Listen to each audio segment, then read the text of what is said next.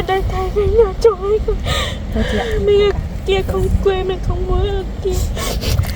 Bố em ạ. Nhà còn chồng còn con, còn không có nhà thì mình làm lại. Bao nhiêu ngô, bao nhiêu thau cũng hầu hết rồi. Mình còn nhà thì mình còn của, mình còn người thì mình còn của. Nhà mất thì mình có thể làm lại được, nhưng mà thôi chị đừng suy nghĩ nhiều quá. Thôi chị cố gắng lên, chị yên tâm đi, em sẽ về em nhờ cô Hà, nhờ các nhà hảo tâm giúp sẽ được thôi chị ạ. Mình cố gắng thì sẽ lại làm lại tất cả được hết, mình vẫn còn trẻ, đừng có buồn quá chị. Rồi, thế em nhờ các chị đi bao, nhờ cô Hà nếu mà rốt đôi gì thì giúp bọn em. Cảm ơn cô Hà rất nhiều ạ.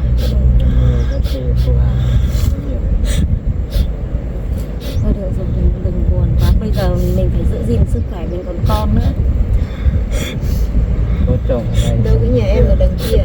Vâng, đây là chỗ lợn cả chỗ 4 chỗ hết rồi. Vâng, có chỗ lợn này vừa mới xây xong chưa ra tiền chỗ hết rồi.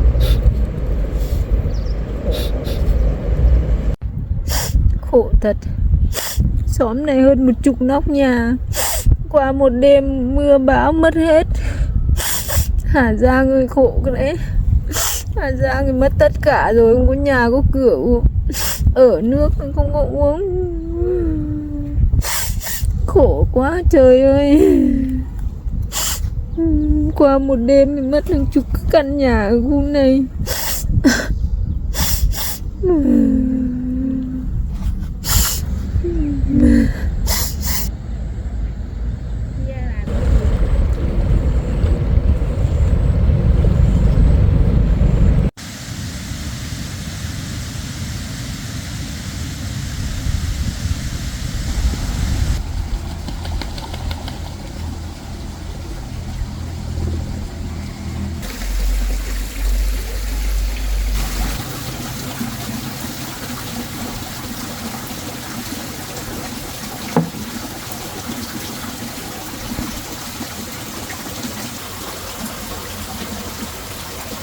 May quá, cái trời nắng ra rồi.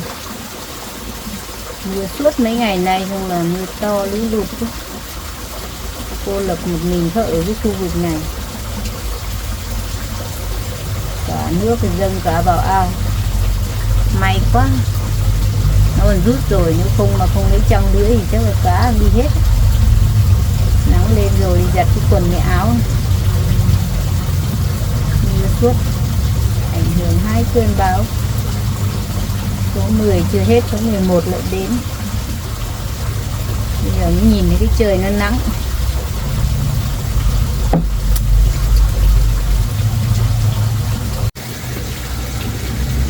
Nắng lên rồi giặt, em phải giặt cái quần áo cái đã. Làm cái việc gì lần sau.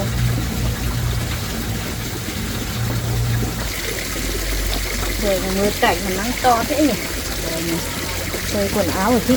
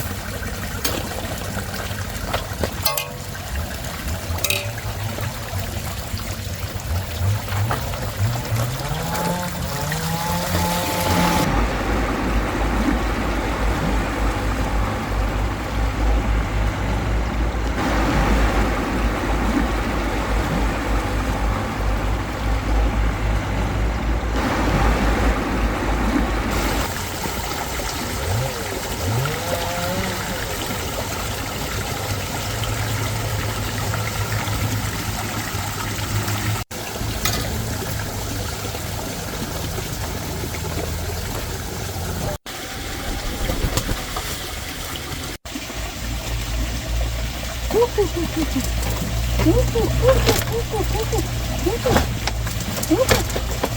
giờ ăn đi. Đấy là ăn đấy nè. Đây đi hết rồi. Đi ăn đi.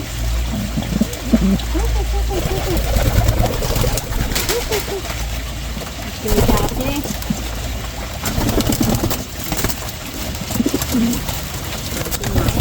Để ăn đi.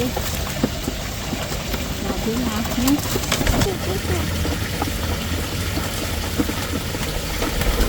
Cầm cục béo này.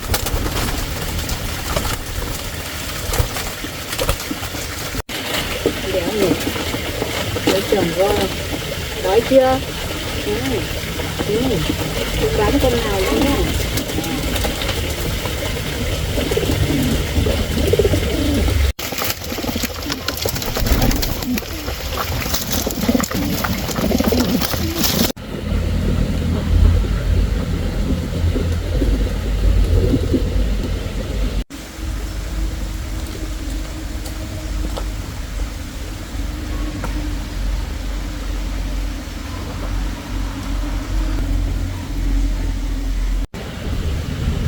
May quá, nước ao nó rút rồi nọ vào mênh mông.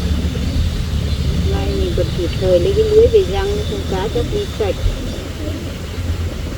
Bao nhiêu năm nay mà năm nay giờ lưới to thế vào tận ao một hết.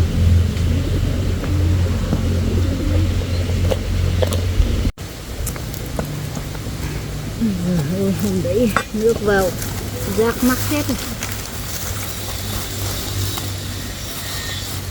Nước ngập khắp nơi. Cô lập mất mấy ngày. Điện cũng mất. Mày thì có cái xà beng này cũng không này.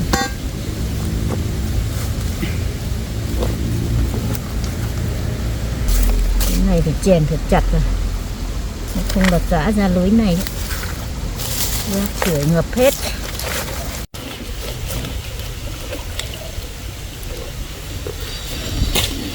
Nước không đến được ngập đến được. Còn cái đống củi trên nữa.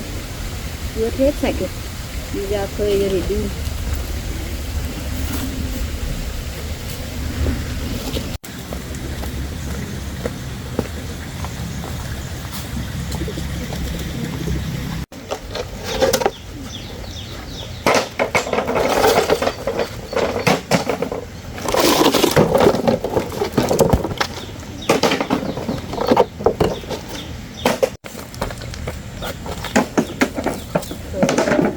Còn đun này, đun cháy lắm cái này làm mảng ngâm nước rồi.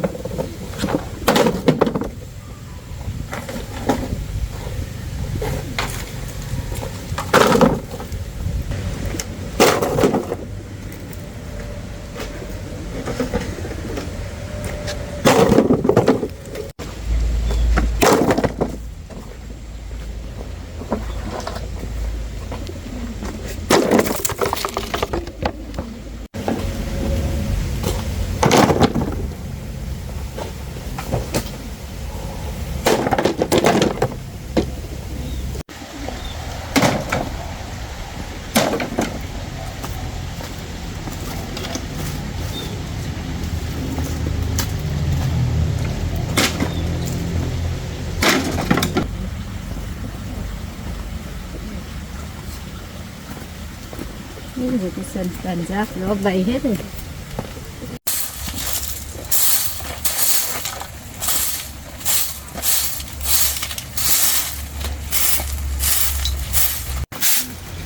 Mấy hôm mưa dính hết. Rác nó không đi. Rác thì bán đầy hết sân. Còn anh Hùng ở nhà anh cũng hay quét.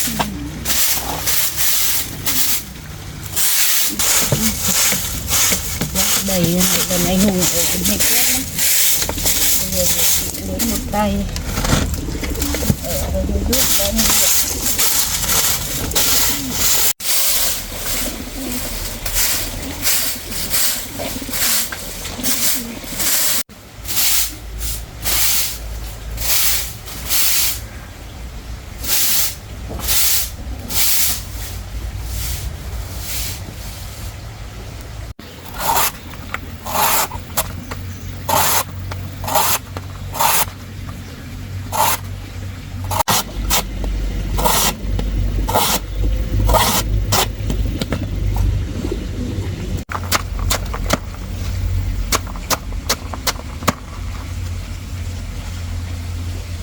Không biết mấy hôm nay mưa to gió lớn này, không biết anh Hùng ở đâu không biết, hay là có cô nào đi với cô nào rồi. Thôi mình cố lên, chả buồn, điều buồn chả giải quyết được cái gì, chỉ lo anh bị bệnh tật thôi. Mà đi đâu thì kệ anh, ta có không thích mình cũng chả giữ được, chỉ lo anh bị bệnh bị tật mình mới lo, mới buồn.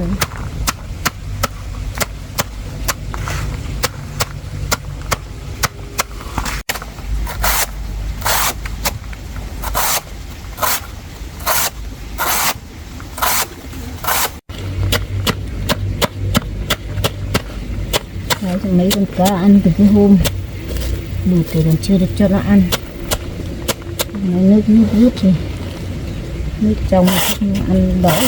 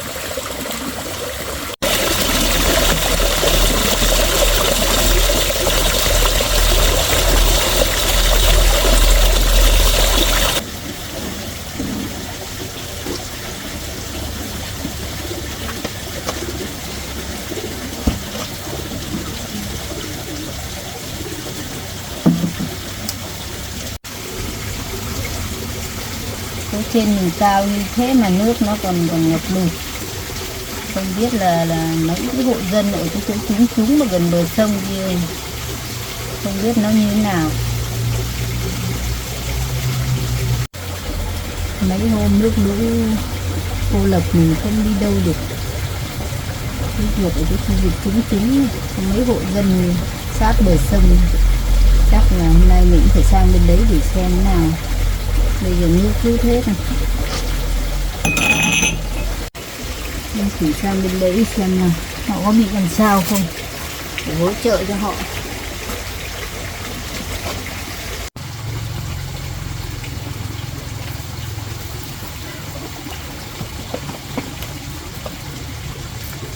Bao nhiêu ngày cô lập trả ra được cửa, hết lạnh quá.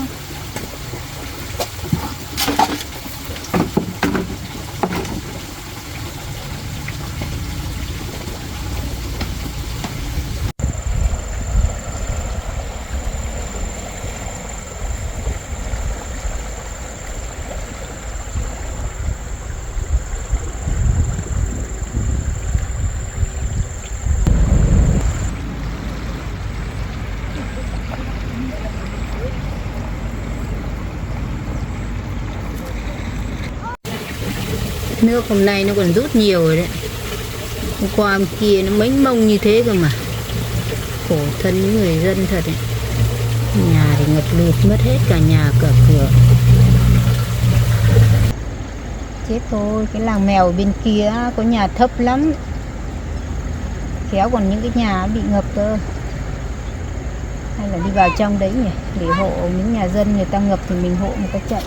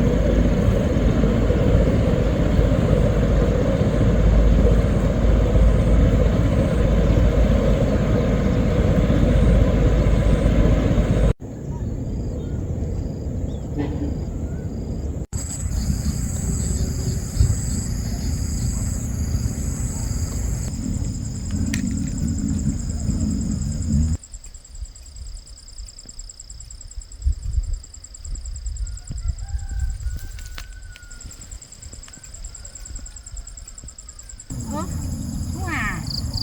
Chị, Em đi đâu về đấy? em đi gặt lúa về. Chị à? Vâng, em đi gặt lúa chạy nước cho họ ấy. Chạy lùi à? Rồi em vừa đi gặt về chị ạ. Chị à? Vâng. Gặt cái hội nước ngập à em? Vâng, em đi gặt cùng với đội phụ nữ xã thôn em. Nước ngập thế là Vâng, chị em đi hộ nhau gì? Vâng, đi gặt hộ mấy hộ gia đình kia, nước nó bị ngập hết lên lúa. Thế có điện thoại em chả gọi cho chị với, chị cũng thích đi làm từ thiện lắm. Vâng, em cũng vội vàng quá, em cũng không nhớ ra gọi chị đi cùng. Nhưng mà em ơi, chị thấy cái làng mèo ở trong kia cũng ngập nhiều lắm, nước nó lên cao lắm em ạ. Cái khu làng mèo ở trong kia nó trúng lắm. Mà khổ thật đấy, cái cơn bão số 10 còn chưa hết, lại đến cơn bão số 11 đấy chị ạ. mà chỗ khu vực ấy nó trúng lắm em ạ. Vâng. Hai chị em mình vào khu đấy xem là nhà cửa người ta thế nào để mình giúp được cái gì giúp ấy. Và chị em mình cũng khổ nhưng mà chị em mình nó không bị ngập ấy. Vâng. Cái này dân người ta ngập hết rồi. Vâng, thế hai chị em mình đi nhỉ? Đi vào mà xem. sáng em đi gặt em chả gọi chị với. Vâng. Đi, hai chị em mình nó vào đấy. Trời, lúc nãy thì nắng, bây giờ lại tối sầm, chắc là sắp mưa to đấy em ạ. Trời này nắng lúc nắng lúc mưa, chỉ khổ mỗi dân mình thôi chị ạ. Thôi đi nhanh đi vào đấy xem là người ta nào mình giúp.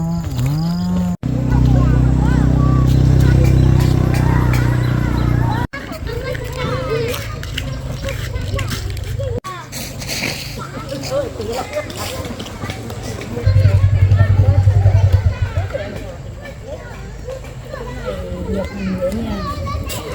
May là chỗ em cái nhà được chuyên hợp hết rồi em ơi. Cứ là họ đã chuyển đi trên nhỉ.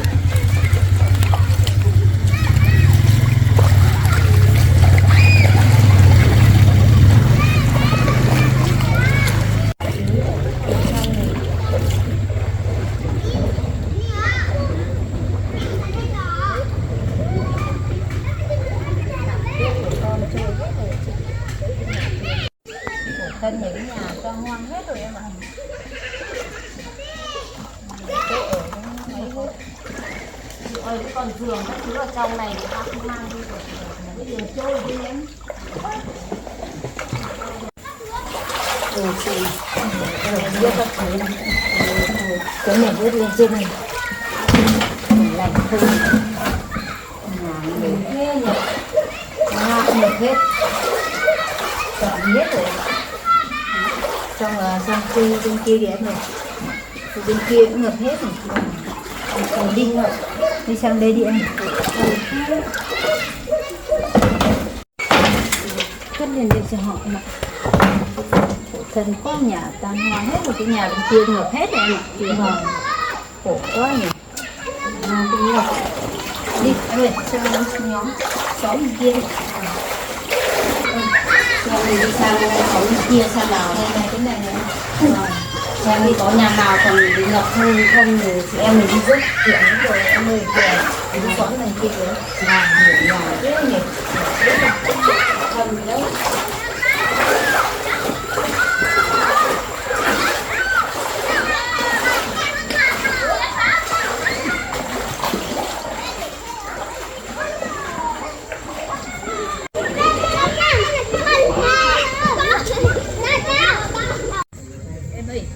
Cái khu này rất nhẹ, ngập gần đến đây em nhỉ? Vâng, biển nước to phết. Nhiều nhà bây giờ, nhà mất hết cả nhà. Khổ nhỉ.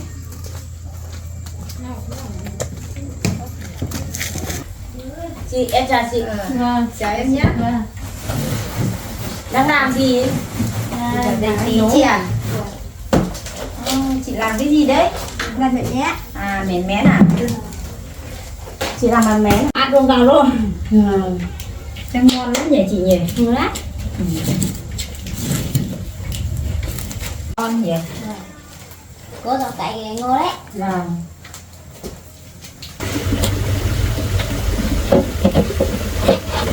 Đi đâu về? Vâng, bọn em đi hộ cùng với đội phụ nữ xã đi giúp các hộ bị ngập đấy.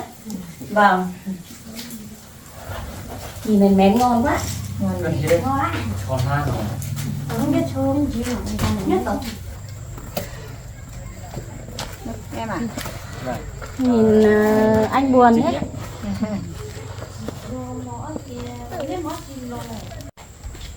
Các chị em đi đâu về? Tụi chị sáng đi cùng với đội phụ nữ xã ấy, đi hộ các hộ bị ngập. Vừa về đến đây. Khu này ngập nhiều lắm nhỉ em nhỉ? Nhiều lắm.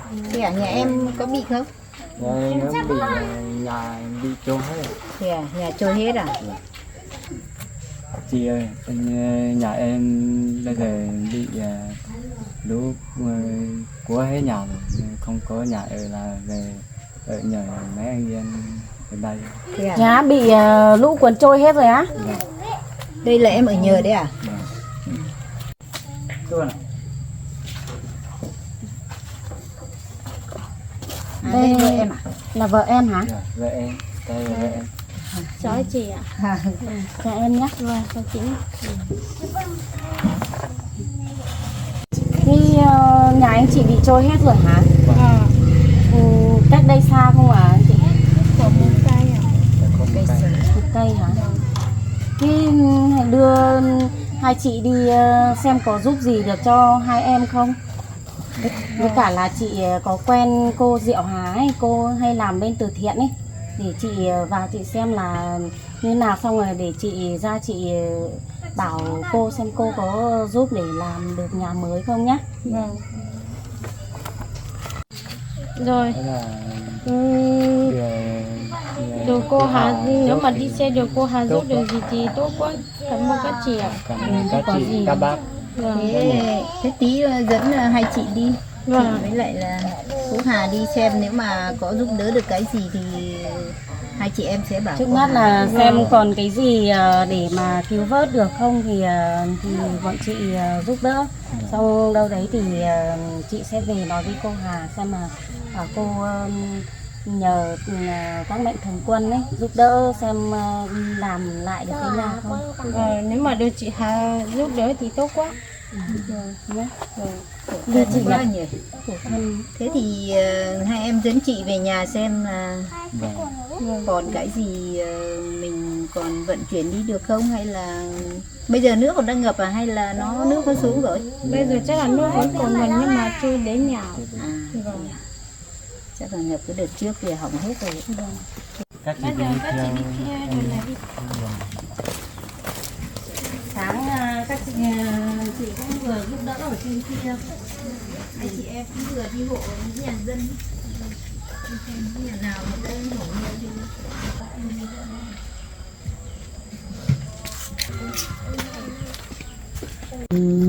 Sắp đến cho em. Sắp đến nhà rồi. đi đằng kia à? nữa là đến.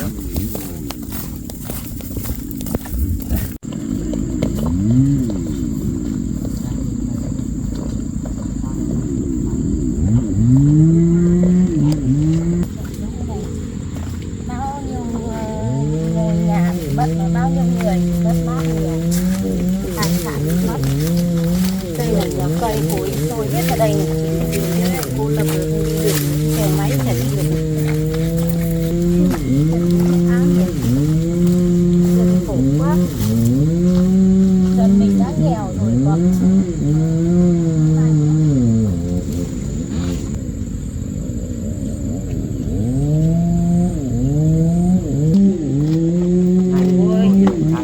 gây hết cả cột điện này nhờ.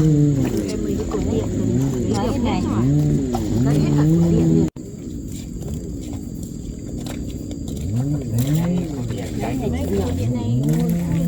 Cột điện này mà còn bị gãy này.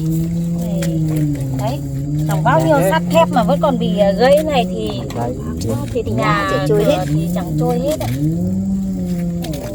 Em tít đằng kia đúng không?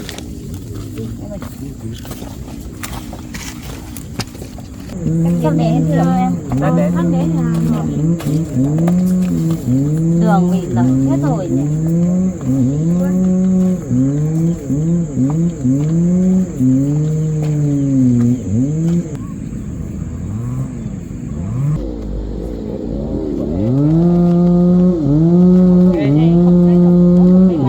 Đây cũng là ngô nhà em hả? Là bị trôi hết cả ngô, bị gãy trôi hết hả?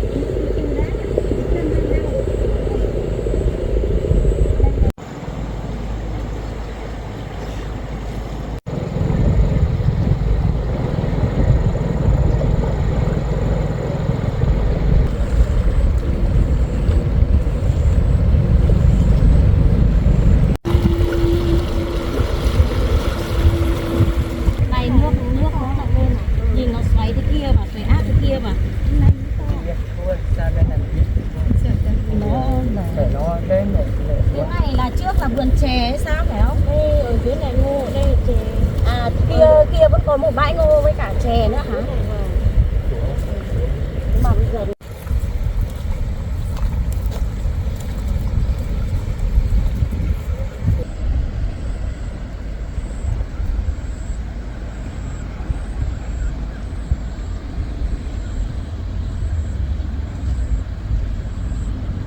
bánh ngô này cũng là của nhà em hết đấy. thế à? mất trắng hết rồi em. Bây giờ không có một tí nào chua thế rồi. Chưa. Thối hết rồi, còn đã già tu đâu, ra đây. chưa được thu được. Còn đầy Nhiều mà chua hết rồi. ngô non này mà thiệt hại hỏng hết. Giả sử cái này mà nó già rồi thì trũng nước thì lấy về vẫn lấy được, cái này chỉ chắc là bỏ đi rồi. Khổ thật, thiệt hại nhà cửa mà ngô cũng hỏng hết.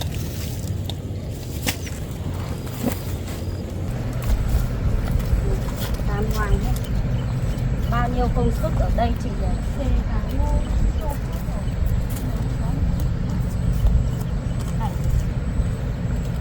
Này nó thối hết rồi cả con. Hỏng hết rồi em. Nó hỏng hết rồi. Nên đâu cái này nó còn non quá, nó thối hết rồi. Thối hết. Nếu mà già thì như thế này mình còn tận dụng được. Tiếc thế nhỉ? Tiếc bái ngô. Ngô này tốt chứ.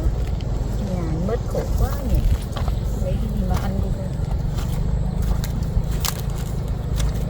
Thì anh chị ạ, cái này là thiên tai cũng chẳng ai muốn, cũng nhiều người mất lắm thôi. Thì mình còn người thì còn của mình, sau mình cố gắng thì nó sẽ là có. Giờ cũng chẳng biết làm nào. Mấy hôm nay hai chị em cũng có làm được cái gì đâu, toàn cứ đi giúp bà con rồi là quân đồ quân đạc. Chờ là thì chỉ cần có người thì sau này mình làm lại được. Mình còn người thì vẫn còn của thì anh chị ạ. Cố gắng thì Thiên tai mà cũng phải đừng là lo lắng, đừng suy nghĩ nhiều quá. Vâng.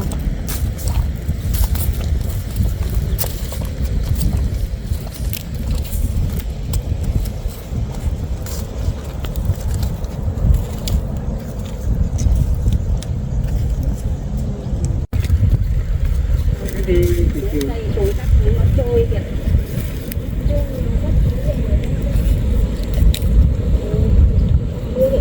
Hôm nay là mấy hôm nay là nó nắng một lúc nó có được.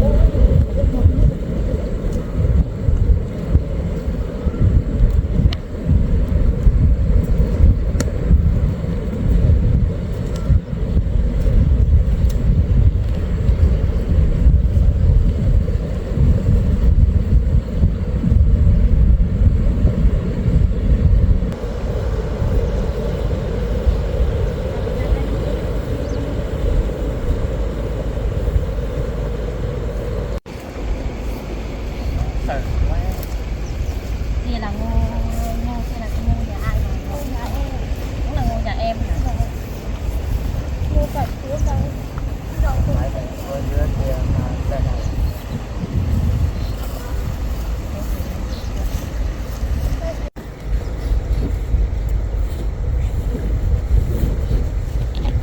Đây thay cái nhà trôi.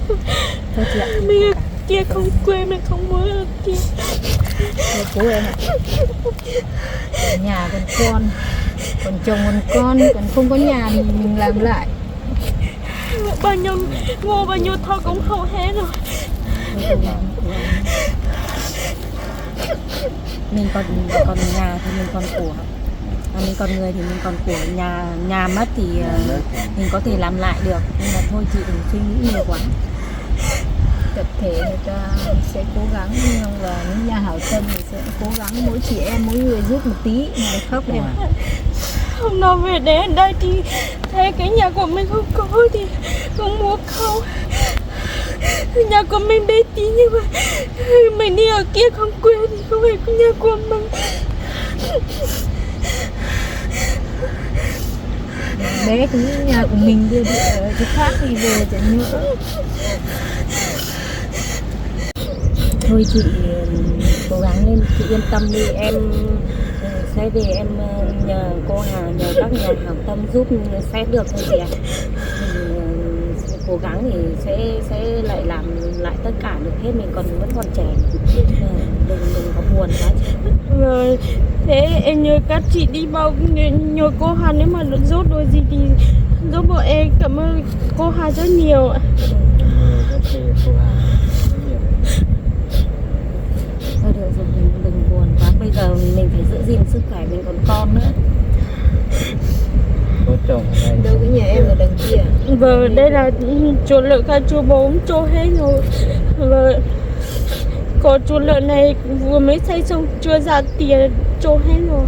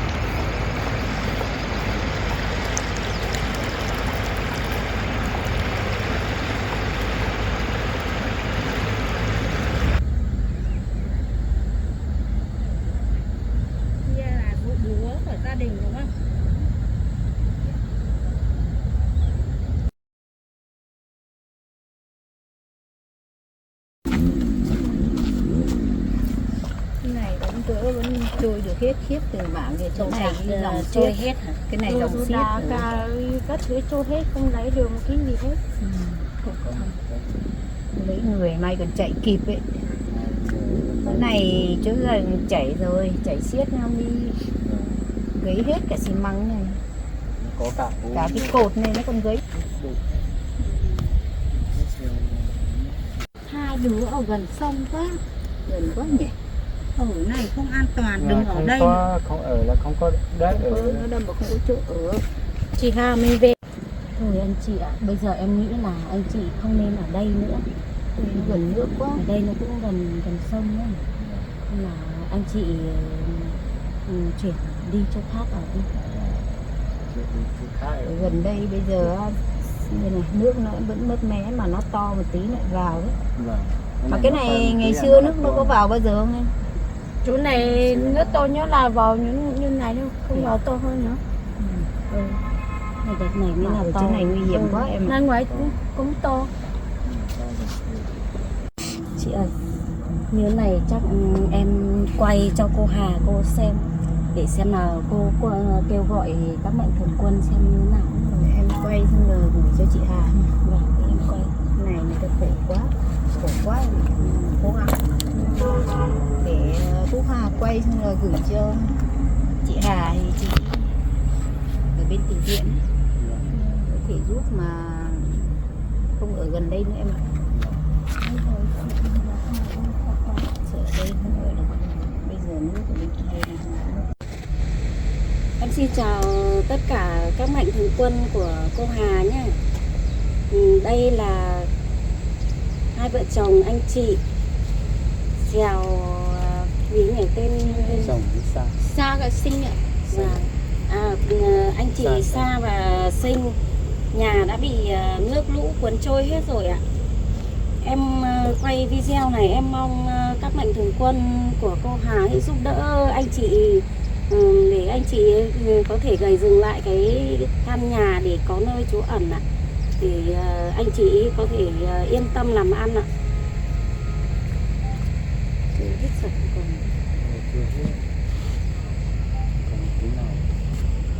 Em quay xong rồi đấy chị ạ.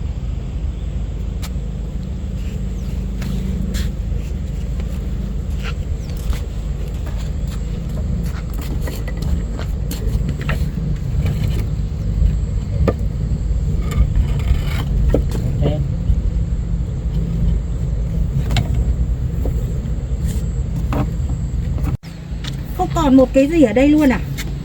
Không có đâu chị ạ. Nó cuốn sạch á hay là mình dọn đi được một phần rồi?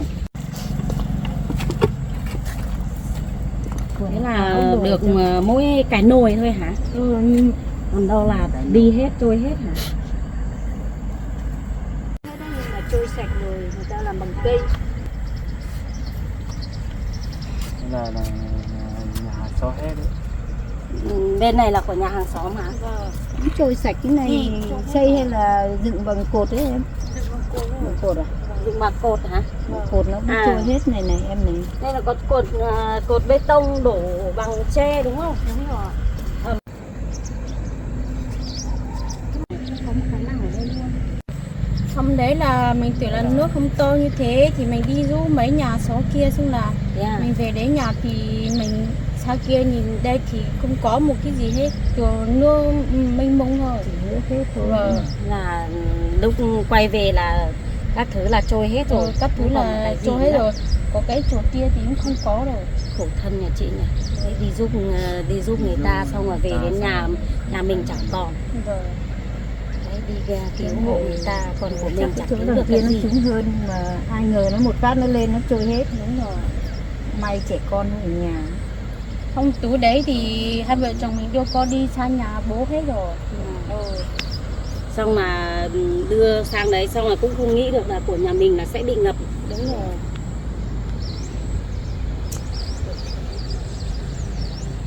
Đấy, có ba mình lúa ở đây có trôi vào nó cũng gần thế rồi. Đi xuống kia chỉ lúa chỉ ngô.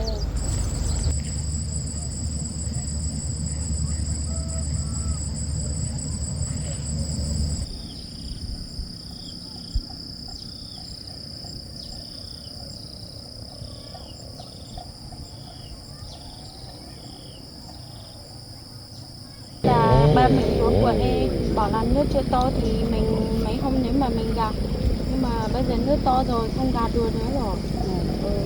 Đây từ đây ra kia là lúa hết hả? Từ đây ra có mấy cái lá chuối kia là cũng là lúa hết tốt lắm. Bây giờ thì gần hết rồi thì chả có cái gì ăn rồi. Bao nhiêu công sức.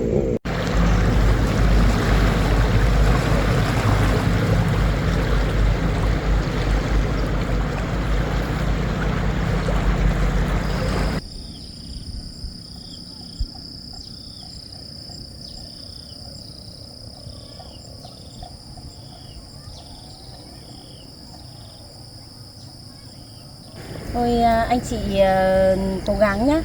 Yên tâm đi, em vừa nãy quay video rồi em mang về em gửi cho cô Hà cô xem thì chắc chắn cô sẽ giúp đỡ được hai vợ chồng thôi. Nên là kể cả từ gạo các thứ thì anh chị cũng đừng có lo quá. Vâng. Cô Hà sẽ kêu gọi giúp đỡ thì chắc chắn sẽ được. Vâng, thế nhờ em đi cảm ơn chị Hà nhá. Cô cứ vậy chuẩn bị yên tâm đi. Nói chung là mình là tình người mà. Vâng, Hà quay thế rồi. Cảm ơn chị Chắc chắn là có người đến giúp đỡ hai vợ chồng thì thôi. vợ em rất biết, cảm ơn chị Hà nhá. Thôi nhỉ. Người cái này sắp hết là ruột.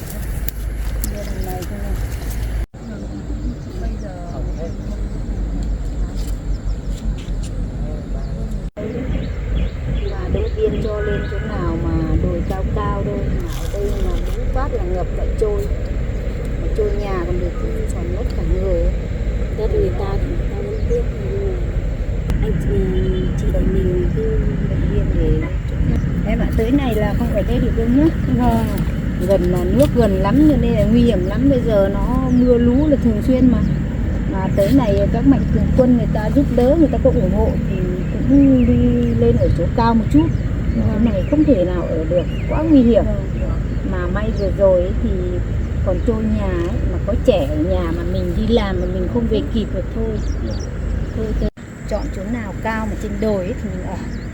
Bây giờ nó nguy hiểm lắm em ạ. Không phải buồn, phải lo đâu nhé. Yên tâm.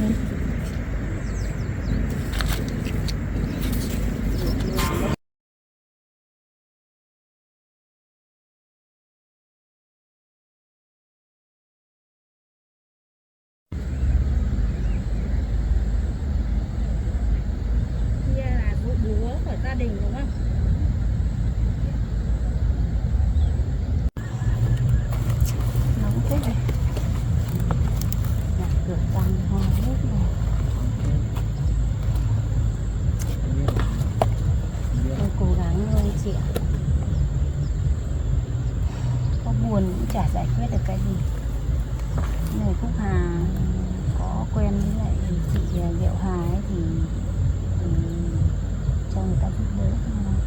chồng đều buồn.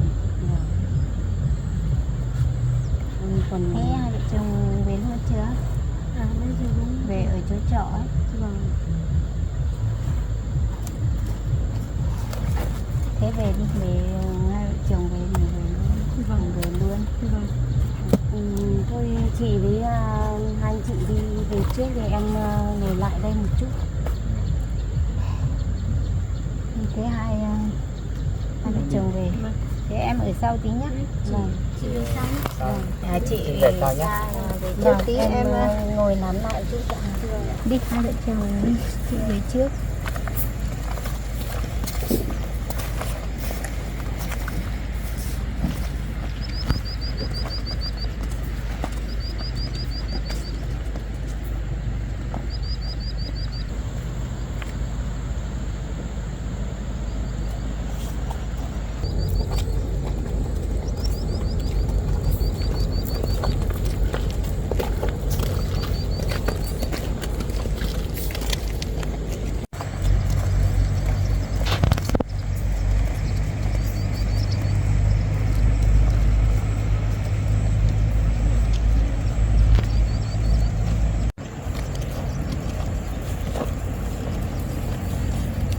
Thôi thế hai vợ chồng đi về đi, không phải buồn lo đâu. Bây giờ việc nó đã như thế rồi thì cố gắng lên, xong là mấy hôm nữa thì chị sẽ rẽ qua nhà hai vợ chồng em, nếu mà làm giúp được cái việc gì thì chị sẽ giúp cho hai em nhé. Vâng. Em đi về đi, không buồn đâu nhé. Đi cô về sau nhé. Giúp không được biết. thì Rồi. cháu cảm ơn các bác các chị. Vâng. Em cố gắng đi nhé. Thế chồng chị nhé. Không buồn đâu. Thế chị giúp được cái gì thì mấy hôm nữa chị lại ghé qua hai em nhé. Vâng, tí chị về sau Hai nhé. vợ chồng về cố lên nhá, động viên nhau nhá. Vâng.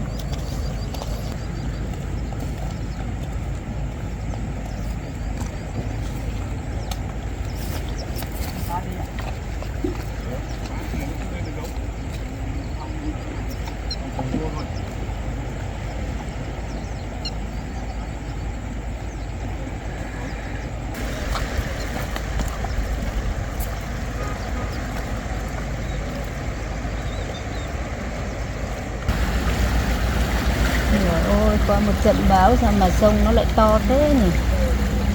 Nước nó lại đang lên rồi, khổ thân quá. Những hộ dân có nhà thì mất nhà, mất cửa, mất trắng. Cái nhà thì đang ngập, nước lại lên rồi. Sao mà trời đất mà năm nay nó mưa lụt kinh khủng thế.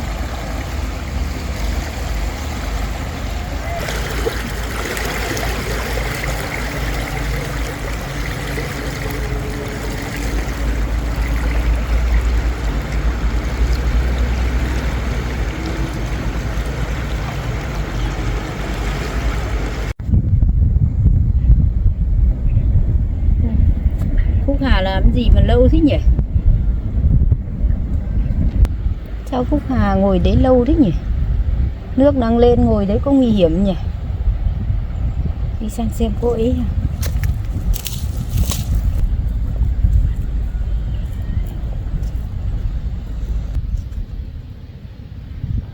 Phúc Hà ơi! Phúc Hà ơi!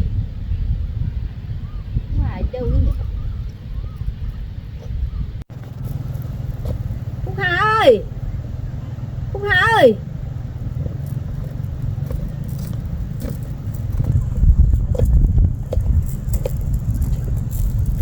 Rõ ràng lúc nãy nó bảo chị cứ đi trước đi, em ngồi đây một tí em đi sau. Đi đâu đi nhỉ?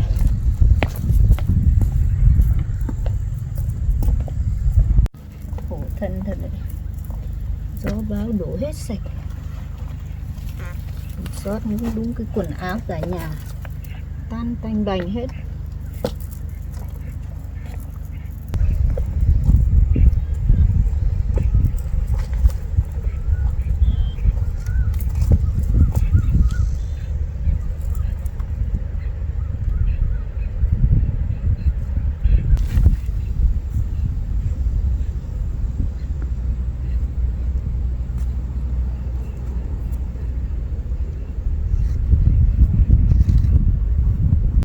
Khổ thân. Nãy thì em mới khóc, em sinh em khóc mà mình không thể nào nhịn được nước mắt.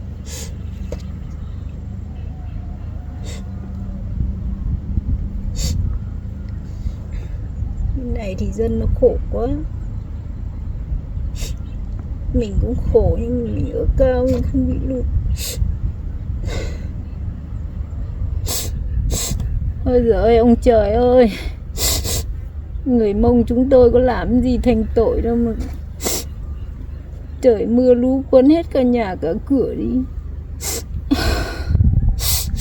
Bao giờ người dân chúng tôi mới làm lại được, bao nhiêu năm mới làm được cái nhà.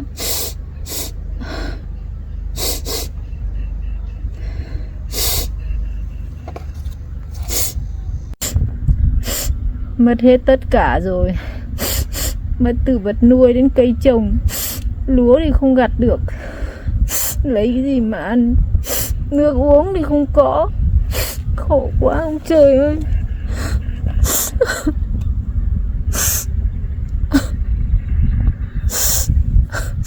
Bây giờ lấy cái gì mà sinh sống, khổ quá ông trời ơi, đừng có mưa nữa.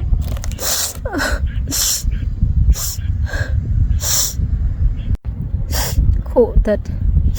Xóm này hơn 10 nóc nhà, qua một đêm mưa bão mất hết. Hà Giang ơi khổ cái đấy. Hà Giang thì mất tất cả rồi, không có nhà có cửa, ở nước không có uống. Khổ quá trời ơi. Qua một đêm thì mất hàng chục căn nhà ở khu này.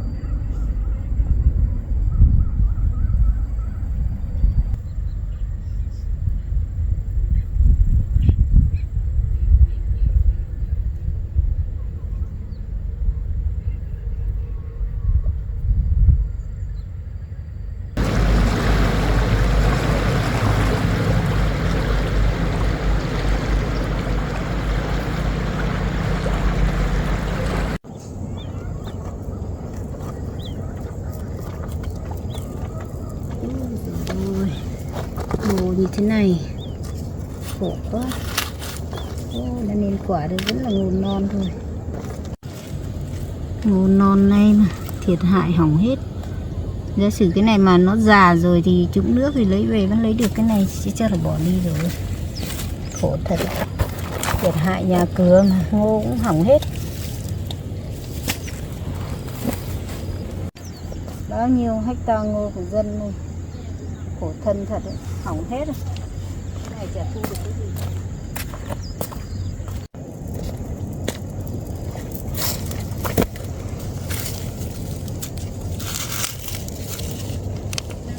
Cái này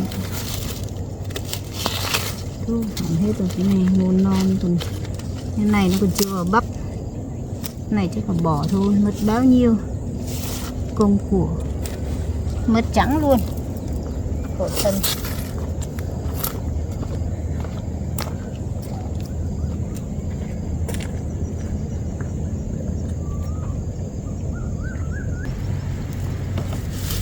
Chị sao quay lại? Không phải. Sao em ở đây lâu thế? Chị cứ chờ mãi em ở đằng kia. Rồi em ở kia em đi buồn quá, nhìn cảnh tan hoang này. Đến đây thấy chú đấy bảo kè hỏng hết, đang chặt kè kìa. Em đang bảo ngồi nghỉ tí xong là ra giúp chị, giúp chú ấy một tí. Nhìn Sao cảnh chè này, này tan hoang này, nhìn thương quá. chè này nó cũng hỏng hết sạch. Cái này đốt luôn à anh? Chắc phải nhổ nó khô thì mới đốt được. Khô thì mới đốt được. Chú ơi để cháu giúp chú nhé. Giúp một tí thôi. Rồi được không? Em cháu thì lại không mang dao đi, không có dao. Cháu lôi đi hộ chú.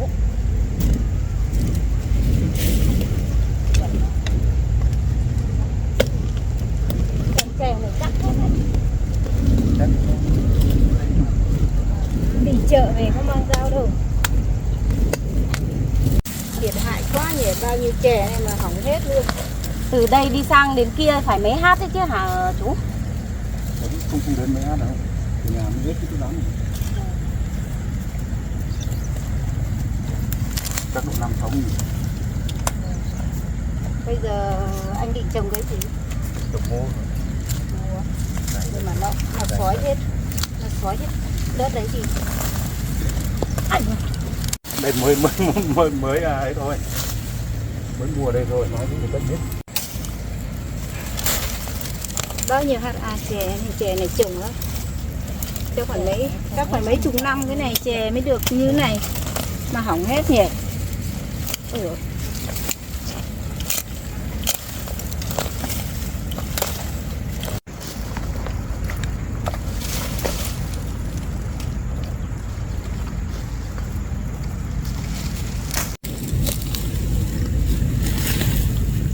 Cháu lại cắt một đống ở đây nhá.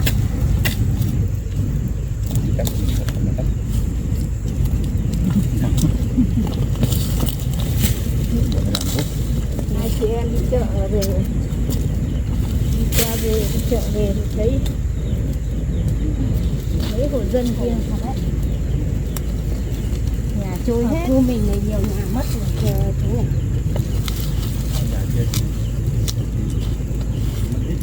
Hai nhà trên này cũng này Không có dao còn không nhổ được. Cái này cái này không có dao. đây trên này á, ngay đây á. Đấy, bãi bằng này. À bằng bằng này cũng có nhà ở đây hả? Đó là bãi chè của họ đấy chứ. Ôi, Hai chị em đi chợ về cũng không có dao đâu.